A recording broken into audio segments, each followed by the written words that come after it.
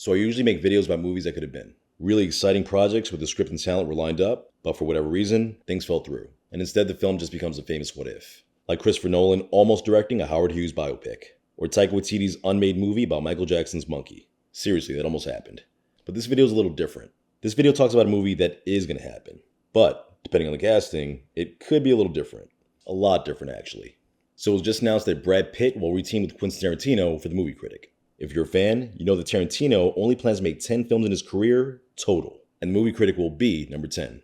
And for the newbies doing the math, he counts Kill Bill Volumes 1 and 2 as one film. It's bittersweet. On the one hand, it's exciting to have a new Tarantino movie on the way. On the other, it means there's a lot of really cool sounding projects that'll never happen. In the past couple months, I made videos about his R-rated Star Trek, a Godzilla pitch he was really excited about, and 2 Marvel movies he really wanted to make. In a different timeline, instead of Jackie Brown, we would have gotten a blaxploitation Luke Cage film set in the 70s. How awesome would that have been?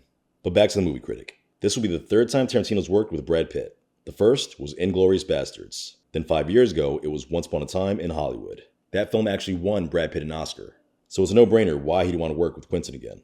As for Quentin, Bastards and Once Upon a Time are 2 of his best films. So Pitt's casting makes all the sense in the world. But here's the thing. The Movie Critic is inspired by a job Tarantino had as a teenager. And that job was, wait for it, putting porno mags in vending machines. Not a busboy, not a clerk, but the legendary director of Pulp Fiction used to replenish spank material for his community. That's about as humble a beginning as they come. No pun intended.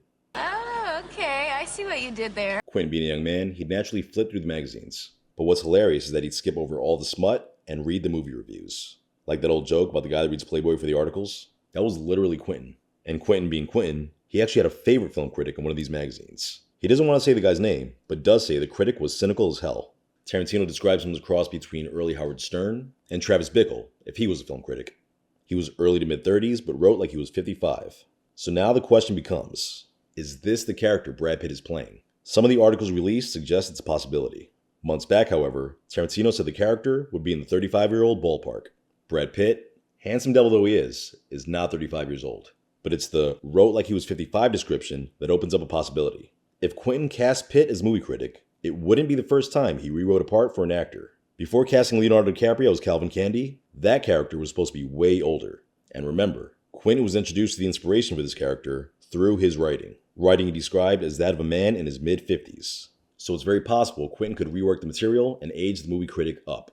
And look, Brad Pitt can do no wrong. I'd totally be on board with his playing the lead in this film, if there hadn't been rumors of another actor playing the role. This actor, Paul Walter Hauser. Never mind the fact that there's a 20-year age gap between them. Casting Hauser would be a completely different vibe.